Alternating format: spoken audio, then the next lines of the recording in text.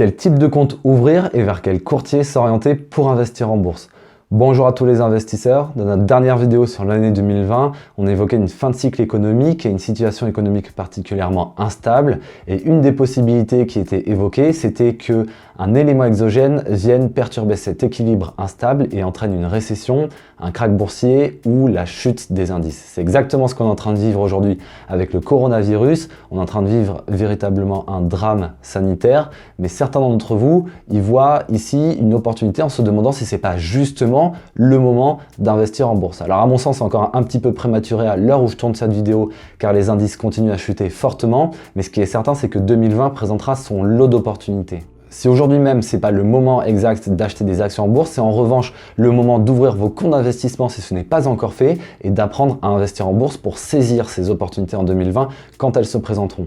Pourquoi c'est le moment? Tout simplement parce que les marchés fonctionnent de manière cyclique, c'est-à-dire qu'en général, tous les 10 ans, on connaît un krach, une récession ou une chute majeure des indices. La dernière, c'était en 2008 avec la crise des subprimes et on ne sait pas évidemment quand est-ce que sera la prochaine. Mais aujourd'hui, 2020, c'est une véritable opportunité pour vous de commencer à investir en bourse en achetant des actions à un bas prix. Alors vous êtes nombreux à vous être posé la question, comment est-ce qu'on ouvre un compte en bourse? Vers quel type de support est-ce que je vais m'orienter? Vers quel type de courtier? Comment fonctionne la fiscalité? On va répondre à tout ça dans cette vidéo et l'objectif, c'est qu'à la fin de cette vidéo, vous sachiez quel compte ouvrir pour investir en bourse, comment il fonctionne et vers quel courtier vous orienter. Cette vidéo n'est pas un conseil en investissement, elle est là à but éducatif, elle n'a pas non plus vocation à être exhaustive, donc n'hésitez pas à faire vos propres recherches pour compléter ces éléments-là. On va essayer de garder cette vidéo assez courte. Et puis je voulais aussi vous remercier, depuis la dernière vidéo sur l'année 2020, j'ai reçu un certain nombre de messages, soit en réponse à cette vidéo, soit en réponse aux mails privés.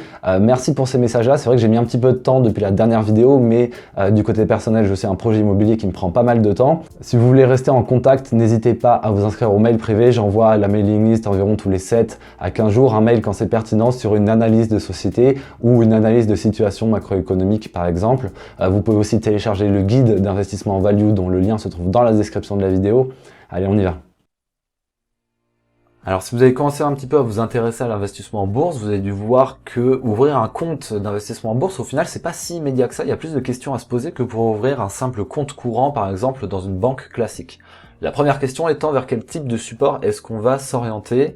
Le plus connu étant le PEA, le plan d'épargne en action, et sa variante le PEA-PME.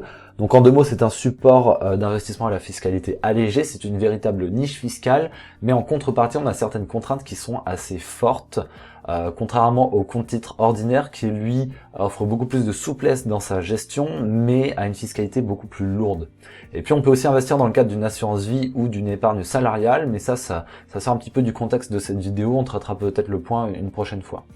Les questions à se poser avant de choisir le support sur lequel on va se placer, ça va être vers quel type de produit est-ce qu'on va s'orienter, si on va acheter des actions en direct de société de manière classique ou alors des ETF, trackers ou OPCVM. En fait, le type de produit vers lequel on va vouloir s'orienter, on va pas pouvoir choisir n'importe quel type de produit sur n'importe quel type de support. Donc c'est une question à se poser en amont. Et puis aussi, quel est notre horizon de temps? Si on veut se constituer une épargne long terme pour se constituer une retraite par exemple, ça va pas être la même chose que si on veut avoir une gestion beaucoup plus active et faire du court terme. Et puis dans quel but? Est-ce qu'on veut se constituer une retraite encore une fois sur du long terme ou alors se dégager des rentes de manière régulière? Ça va aussi impacter le support qu'on va choisir. Et puis avec quel montant, parce que sur le PEA, on va avoir un certain plafond, on va le voir tout à l'heure. Et puis, si on veut investir en direct dans les sociétés, où se situent ces sociétés d'un point de vue géographique, ça va aussi avoir un impact sur le support. Et puis enfin, tout cela, en fait, ça va s'inscrire dans un contexte de fiscalité qui va être différent selon les supports. Donc c'est important d'en avoir conscience dès le début du choix de ce support. Et puis la dernière question, c'est par quel type d'intermédiaire financier est-ce qu'on veut passer? Est-ce que ça va être une banque classique ou un courtier en ligne ou enfin une compagnie d'assurance, par exemple, si c'est une assurance vie dans laquelle on veut placer ses actions? Allez, commençons avec le compte titre ordinaire qu'on appelle CTO. Donc comment est-ce qu'il fonctionne concrètement? C'est le support d'investissement le plus large, on va dire le plus basique, parce qu'il permet tout simplement d'accéder à la gamme de produits financiers la plus large, donc des actions, des obligations, ETF, voire même des commodités. Donc vous pouvez loger tout ce que vous voulez dessus. Il n'y a pas d'âge minimum pour en ouvrir un, donc si vous êtes mineur, c'est possible d'ouvrir un compte pour un mineur avec un représentant légal en tant que mandataire. Et puis concrètement, comment est-ce que ça fonctionne? Eh bien, on va associer à ce compte titre ordinaire un compte courant dans lequel on va verser des liquidités et on va venir puiser tout simplement dans ces liquidités pour passer nos ordres en bourse. Il n'y a pas de limite de compte, du nombre de comptes qu'on peut détenir par personne ou du plafond de versement, contrairement au PEA. On peut avoir un compte qui est géré par plusieurs personnes, soit en joint, soit en indivision. Et puis, une des très grandes forces clairement du compte titre ordinaire comparé au PEA, c'est la possibilité d'y loger des actions de sociétés internationales, de sociétés étrangères, on va dire non domiciliées en Europe, si elles sont proposées par le courtier en ligne par lequel on passe. Ça, c'est vrai pour le CTO et aussi pour le PEA. Attention aux frais. Les frais sont nombreux, frais de courtage, droits de garde, frais de tenue de compte, d'inactivité, etc. éventuellement. Et ils peuvent véritablement rapidement s'accumuler, particulièrement pour les banques classiques. Pour les courtiers en ligne, en général, ces frais sont beaucoup plus faibles. Allez, on en vient à la fiscalité. Tout à l'heure, je vous disais que la fiscalité du compte titre ordinaire était beaucoup plus lourde que celle du PEA. On va voir ici pourquoi. Comment est-ce que ça fonctionne? Eh bien, tous les ans, vous allez devoir déclarer les gains que vous observez sur votre compte ou les pertes éventuellement. Et ces gains se décomposent en plusieurs parties en fait. Donc, vous avez les plus-values qui sont liées à la revente de vos actions et vous avez également donc les dividendes et les coupons d'obligations si vous en détenez. Alors, il faut savoir que les pertes sont déductibles des gains du même type pendant 10 ans. Et comment est-ce que vous êtes imposé concrètement? Eh bien, pour les titres acquis après le 1er janvier 2018, le fonctionnement par défaut, c'est un prélèvement forfaitaire unique de 30% qui s'applique à la base nette imposable qui sera calculée. Et dans ces 30%, eh bien, on a 12,8% de prélèvement forfaitaire qui donc correspond à l'imposition sur le revenu et 17,2% de prélèvements sociaux. Pour les titres qui sont acquis avant le 1er janvier 2018, le fonctionnement est un peu différent. On va pas le traiter ici puisque là on parle vraiment de l'ouverture d'un compte sur cette année 2020. Il faut savoir aussi qu'il y a un cas spécifique qui est possible sur demande, c'est la possibilité de l'imposition à ce qu'on appelle au barème progressif, c'est-à-dire que cette tranche de 12,8% de prélèvement forfaitaire au titre d'impôt sur le revenu va pouvoir être modulée en fonction de votre tranche marginale d'imposition personnelle. Et par-dessus, on aura toujours les prélèvements sociaux. Alors ce fonctionnement-là se présente certaines spécificités, on va pas les traiter ici. Et il faut savoir que les modalités dans ce fonctionnement-là sont différentes pour les gains réalisés à partir des plus-values et des dividendes et des coupons. Donc je vous laisserai creuser ce cas-là si ça vous intéresse. Il faut savoir que c'est un cas qui peut être à favoriser si vous avez une tranche marginale d'imposition qui est faible. Attention par rapport à ces éléments-là, ils concernent la fiscalité qui est en vigueur au jour où je tourne cette vidéo, c'est-à-dire au 19 mars 2020. Et la fiscalité, comme vous le savez, est soumise à une évolution régulière, donc vigilance par rapport à ça. Alors en bref, ce qu'on peut dire sur le compte titre ordinaire, c'est que c'est le support d'investissement de base et c'est le support qui est le plus souple puisqu'il permet d'investir dans la gamme de produits financiers la plus large et il est aussi nécessaire pour investir dans des sociétés en direct qui sont à l'étranger, dont le siège social est en dehors de l'Union européenne. Et en plus de ça, c'est le support qui va vous permettre d'accéder à une certaine liquidité dans le sens où vous pouvez déposer vos liquidités et investir, acheter des titres, mais aussi récupérer ces titres à tout moment. En revanche, la fiscalité appliquée est beaucoup plus lourde que celle du PEA et vous avez une imposition qui est systématique des dividendes et des plus-values. Et ça, c'est gênant pour composer nos intérêts sur le long terme puisque les dividendes et les plus-values que vous allez toucher chaque année, eh bien, avant de pouvoir les réinvestir, vous allez être prélevé de 30% par défaut sur ce montant-là. Donc si vous touchez 100 € de dividendes et que vous voulez racheter des actions avec, eh bien vous ne pourrez les réutiliser qu'à hauteur de 70 €. Allez, on en vient au PEA, le fameux plan d'épargne en actions. Comment est-ce que celui-ci fonctionne? Donc je vous en parlais tout à l'heure, c'est une véritable niche fiscale, mais en revanche on a un certain nombre de contraintes qui y sont associées forcément. Premièrement, il faut être résident fiscal français majeur, il faut être une personne physique. Le PEA est individuel, il est limité à 2 par foyer fiscal. Et puis ça, c'est une des contraintes majeures. Attention, vous ne pouvez pas investir dans des sociétés dont le siège social est en dehors de l'Union européenne et au fond détenant moins de 75% d'actions européennes. Donc ça vous donne concrètement la possibilité d'investir dans certains trackers. Par exemple, si vous voulez investir dans le marché américain, acheter du S&P 500, ça peut être possible. Mais si vous souhaitez investir dans des actions qui sont directement cotées, dont le siège social est aux États-Unis, qui sont directement cotées aux États-Unis, je pense par exemple à du Tesla, Microsoft, Apple ou autre, ça va pas être possible puisque vous êtes contraint aux sociétés dont le siège social est dans l'Union européenne. Donc ça, clairement, ça limite vraiment le champ des possibilités. Et puis l'autre contrainte, c'est le plafond maximal de versement que vous pouvez effectuer sur le PEA qui est de 150 000 euros. Alors ça ne veut pas dire que votre portefeuille ne peut pas avoir une valeur au-delà de 150 000 euros, puisque si vous déposez 150 000 euros, que vous touchez des dividendes, vous les réinvestissez, vous faites fructifier ce montant-là, eh bien très concrètement, normalement, vos avoirs vont être largement supérieurs à 150 000 euros. Ça, c'est possible, mais le dépôt que vous pouvez y faire de liquidité, lui, est limité à 150 000 euros. Alors il faut aussi savoir que dans le PEA, on a une notion de temps qui est très importante, puisque si vous retirez vos liquidités avant 5 ans de vie du PEA, eh bien cela entraîne nécessairement la clôture du compte. Aussi à savoir qu'on a la possibilité de transférer un PEA d'un courtier à un autre sans le clôturer. Et puis je vous parlais de la variante en début de vidéo, le PEA PME, qui comme son nom l'indique, permet d'investir dans des PME, c'est-à-dire dans des sociétés qui sont limitées à moins de 5000 salariés et avec un chiffre d'affaires annuel sous les 1,5 milliard d'euros.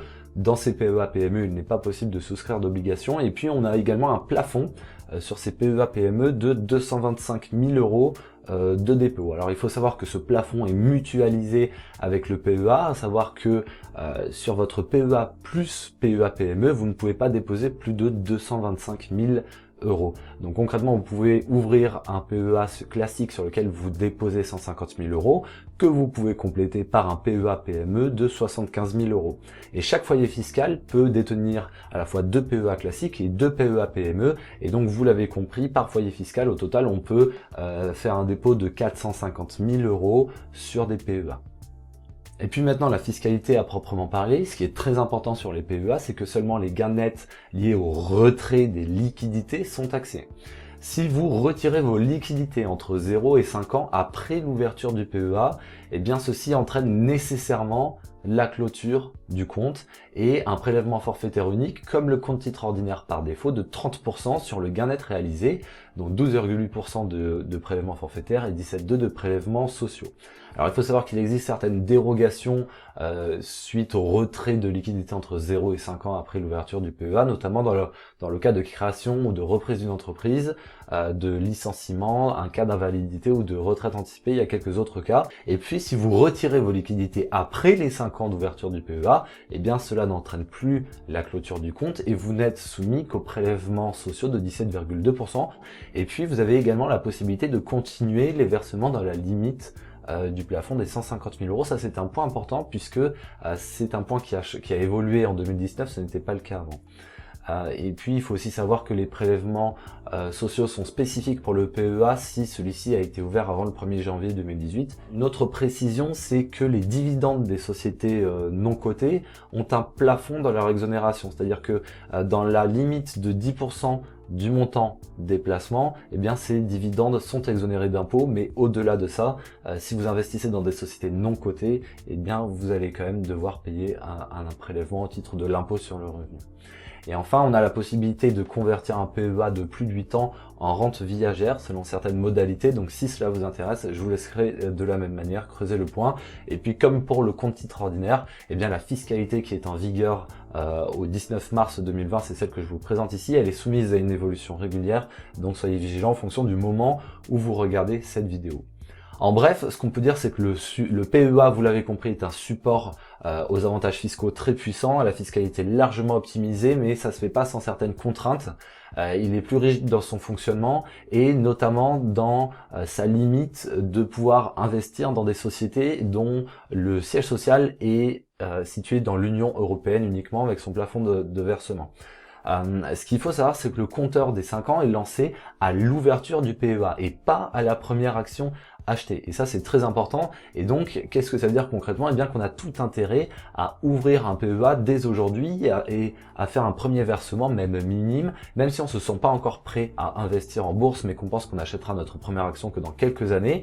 Pour lancer ce compteur, il est primordial de l'ouvrir le plus tôt possible. Et puis, comme je vous disais tout à l'heure, et ça c'est le point fondamental du PEA, c'est que seuls les retraits de liquidités sont taxés, et que donc qu'est-ce que ça veut dire? Eh bien, on a la possibilité tous les ans de réinvestir les dividendes qu'on touche sur ce PEA et de pouvoir racheter de nouvelles actions avec et de composer les intérêts d'année en année sans jamais être taxé.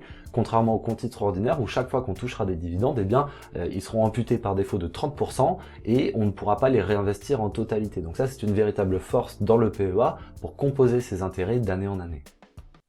Ok, maintenant qu'on est bon sur le support d'investissement, vers quel intermédiaire financier est-ce qu'on va se tourner? Comment est-ce qu'on va choisir notre courtier? Alors un courtier, on appelle ça aussi un broker, donc c'est un intermédiaire financier qui permet l'investissement sur les marchés financiers en logeant le support d'investissement, donc le PEA ou le CTO, et en mettant en relation les acheteurs et les vendeurs. Il prélève pour ça des frais de courtage qui dépendent de plusieurs facteurs, notamment du montant de l'ordre, du type de produit, si c'est une action, obligation, tracker, etc., la place de cotation et le courtier forcément lui-même. Et en fait, historiquement, il fallait passer par sa banque pour acheter des actions, mais aujourd'hui, les courtiers en ligne proposent très clairement des tarifs largement plus compétitifs. Alors comment est-ce qu'on va choisir son courtier? Eh bien le premier point, c'est de choisir son support d'investissement, puisque certains courtiers proposent des CTO mais pas des PEA et inversement.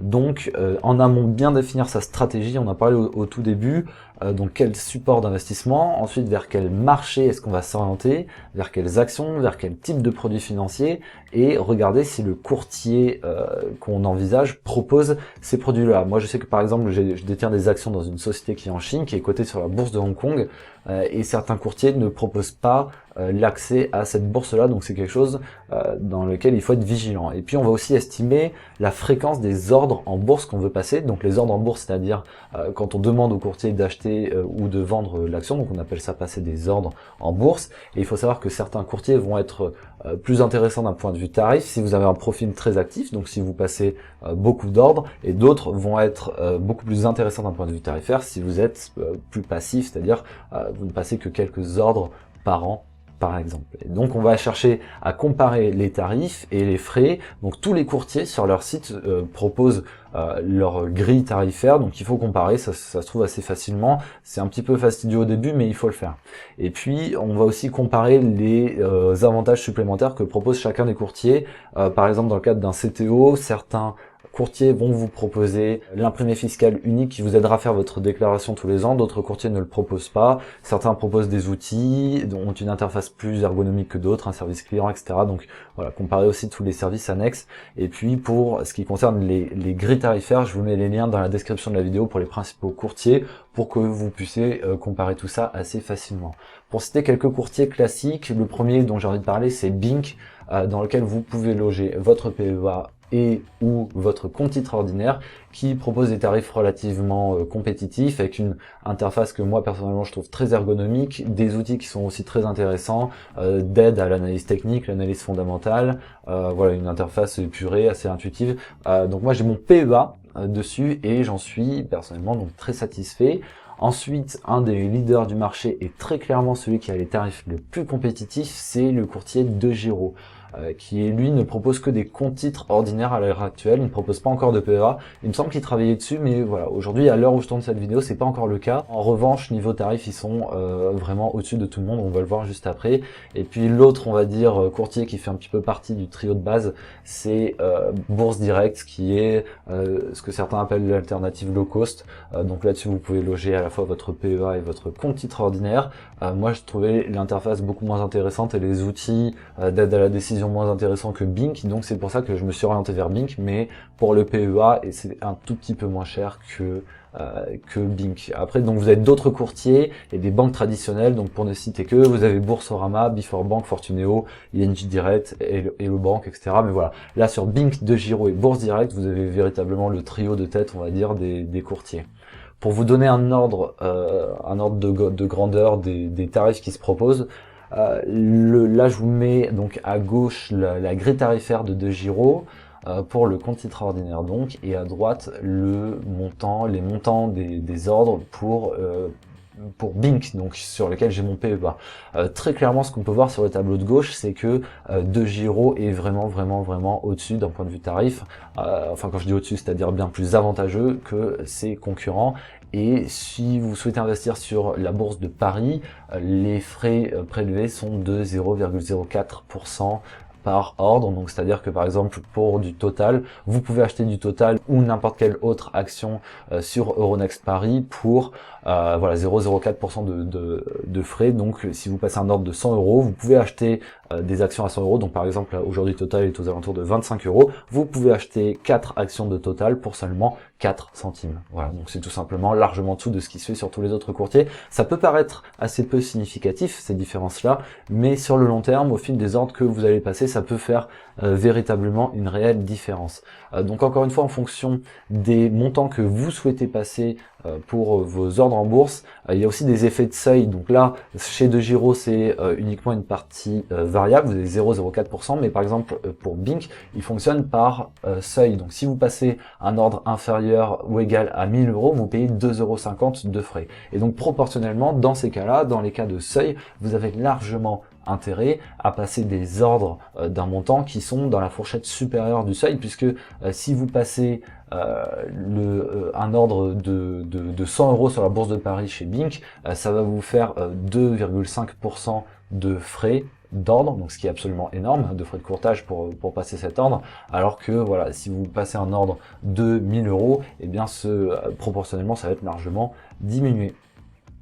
Vous l'avez donc compris, il est donc essentiel de définir sa stratégie d'investissement en bourse avant même d'ouvrir son compte et aussi de déterminer la fréquence des ordres qu'on va passer, les montants de ceux-ci pour choisir un courtier qui va nous permettre d'accéder à des frais de courtage les plus bas possibles. En 2 mots, on pourra dire que le PEA a une fiscalité allégée mais a de nombreuses contraintes. A l'inverse, le compte titre ordinaire sera intéressant puisqu'il fournira plus de souplesse et aussi permettra d'accéder à une certaine liquidité sur ses placements qu'on pourra retirer à tout moment. On peut aussi envisager, et c'est ce que de nombreux investisseurs font, d'ouvrir en parallèle à la fois un compte titre ordinaire et un PEA. Il faut savoir qu'il existe aussi des systèmes de parrainage pour les courtiers en ligne. Je vous mets dans la description de la vidéo un lien de parrainage si vous souhaitez ouvrir un compte chez DEGIRO qui vous permet d'avoir 20 € de frais de courtage gratuits.